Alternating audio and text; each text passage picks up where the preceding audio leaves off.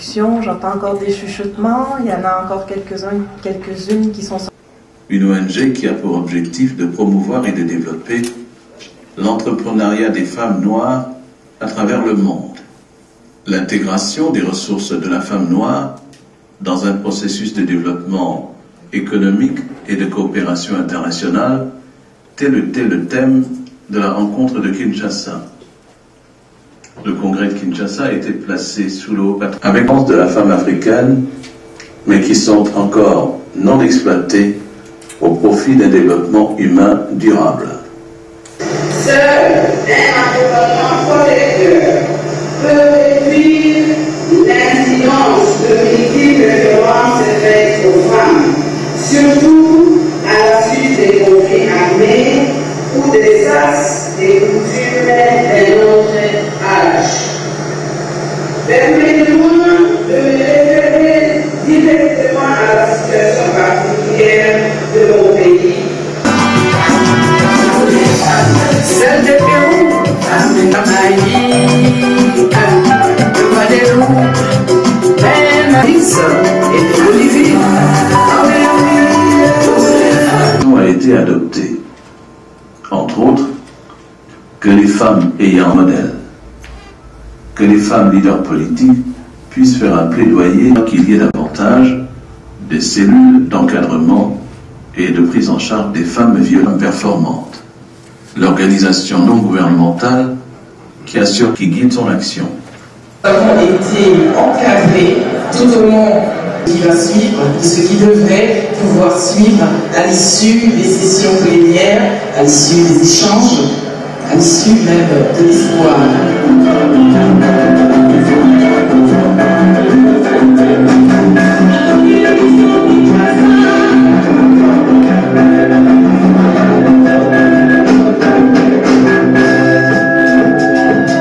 Vous présentez une visionnaire qui n'a pas de limite.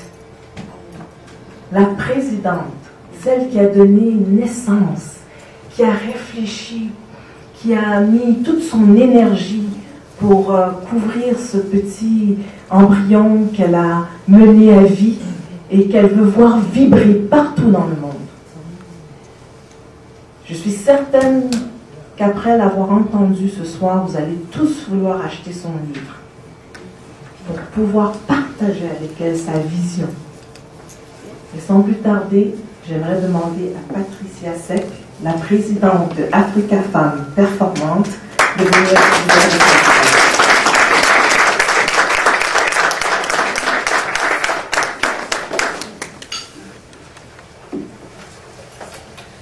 Merci Karine. Bonsoir tout le monde. Je vous souhaite la bienvenue dans le royaume d'Africa Femmes Performantes, on va dire. J'ai préparé un speech ce soir, mais je pense que je vous parlerai directement de ce qui vient de mes tripes. Je vais mettre de côté le formalisme du discours et je vous parlerai du fond de mon cœur.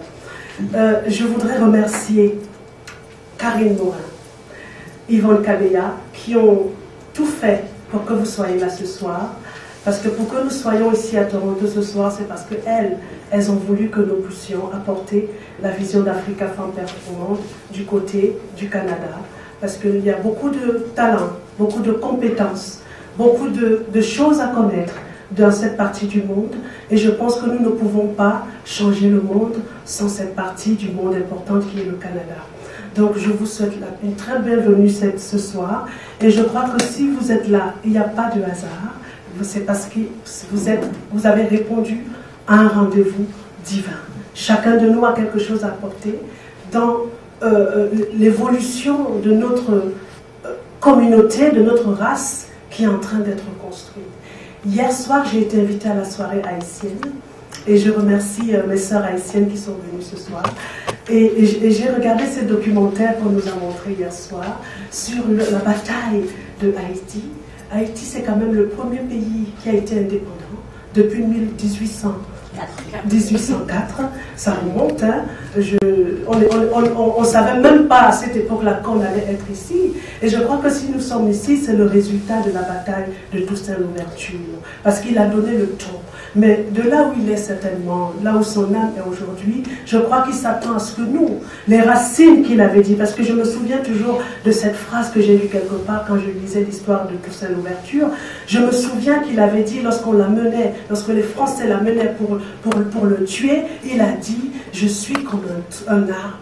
Si vous coupez, vous coupez le tronc, mes racines sont tellement enracinées qu'elles finiront toujours par produire. Et aujourd'hui, je crois que nous sommes tous le produit de ces racines-là. Et ensemble, nous devons mener la bataille. Nous ne parlons plus de division. C'est vrai, nous avons eu un passé tellement tumultueux. Mais aujourd'hui, nous devons marcher dans l'unité. Parce que c'est en marchant dans l'unité que nous allons pouvoir nous reconstruire. C'est en allant au-delà des divisions, des animosités, des querelles, comment dirais-je, des rapports d'influence. Il faudrait que nous dépassions tout ça parce que nous sommes une race bénie. Nous sommes une race bénie et nous venons d'un continent tellement riche, tellement béni, qui fait que nous devons en prendre conscience et nous mettre ensemble. Pour faire des projets ensemble, nous avons déjà commencé à initier des projets ensemble. Nous sommes sur ce projet de la Banque d'Africa Femmes Performantes que nous allons lancer l'année prochaine. C'est pour qu'ensemble, nous puissions développer des technologies dans nos secteurs d'activité, que nous puissions mettre en place des activités concrètes afin que notre communauté soit prospère, afin que notre communauté arrive enfin à sortir des catalogues dans lesquels on nous met la pauvreté, la misère et tout ce qui n'est pas bien, c'est nous. Non, il est temps qu'on sorte de là et je pense qu'ensemble, seulement ensemble et unis, nous pouvons y arriver. Donc je vous remercie infiniment d'être là. Je vous invite demain à inviter des personnes ressources à venir participer à nos travaux. Nous avons une session sur les stratégies, les mises en place de différents projets partout dans le monde entier. Ça peut être ici au Canada, en Afrique. Nous avons des ouvertures dans plusieurs pays africains, en Amérique, en Europe. Donc demain, je vous invite vraiment à venir apporter votre contribution et à recevoir ce que nous avons pour vous. Mais si vous n'êtes pas coaché, si vous n'êtes pas encadré, vous ne réussirez pas. Ce sera mon introduction pour vous présenter Mrs. Parker Mabry, qui est la présidente de la société de la personne Advantage Group aux États-Unis, qui est notre super coach. Vous l'avez vu dans la vidéo et je pense que ce soir, elle va nous faire beaucoup de bien. Je vous remercie. Parce que beaucoup de fois, on pense qu'on ne peut pas faire ces choses qui sont vraiment grandes dans la vie. On pense que non, peut-être c'est pour quelqu'un d'autre de le faire. Peut-être c'est pas pour moi. Qu'est-ce que les personnes vont dire si c'est une grande idée et je ne réussis pas? Qu'est-ce qui se va passer? Mais ce que je viens vous dire, comme Patricia, elle a eu une idée et elle a commencé à le travailler bien. Et c'est pas à dire que c'est facile, mais c'est qu'elle a fait tout le possible pour le travailler. Et peu à peu, ça a grandi et elle réussit de plus en plus. Vous avez vu, il y avait 3 premières dames à Congo-Kinshasa. Les autres disent le respect, l'honnêteté, l'unité, l'intégrité, l'amour. Et puis la famille. À la famille aussi. J'étais désespérée, j'ai pas écouté l'amour et j'ai dû attendre un homme de l'évidence que je demande qu'elle ne soit pas se mettre. Ok, les valeurs que nous avons pu garder autour de cette table sont la créativité, la détermination, l'esprit d'équipe, l'entraide et la spiritualité. Wow! Merci. Most of these have already been said. Teamwork, honesty, integrity, communication. Yeah. Yvonne qui est donc la représentante d'Africa Femmes Performantes au Canada.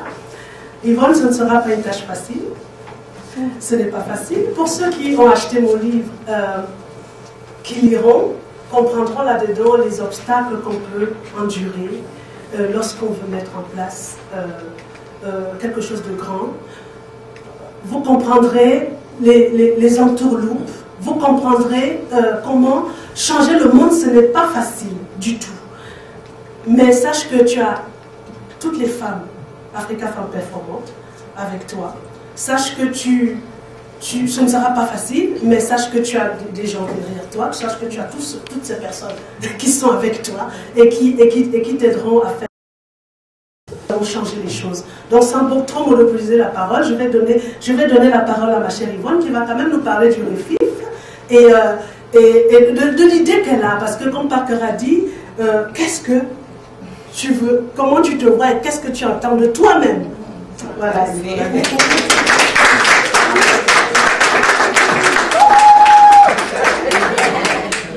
Merci beaucoup Patricia. Je crois que la plupart des personnes ici dans la salle connaissent c'est quoi le REFIF.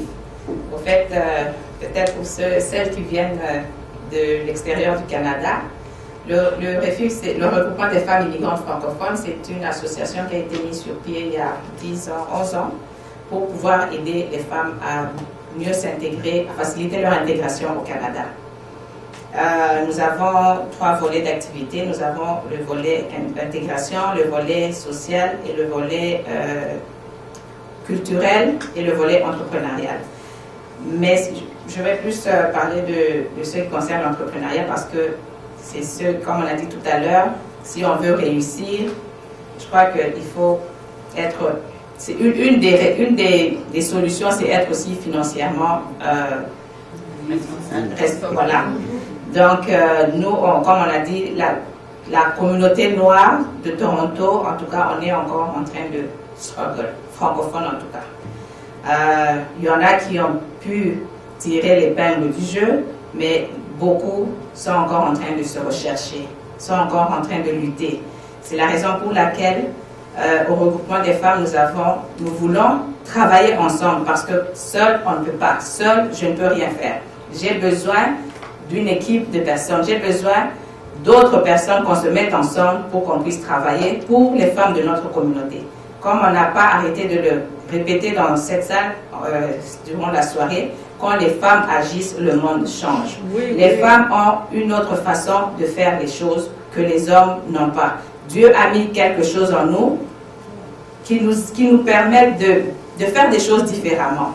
Et moi, quand j'ai observé, personnellement, en tant que la directrice, j'ai travaillé quand même depuis quelques années. J'ai vu, comme Parker l'a dit, j'ai pu détecter mes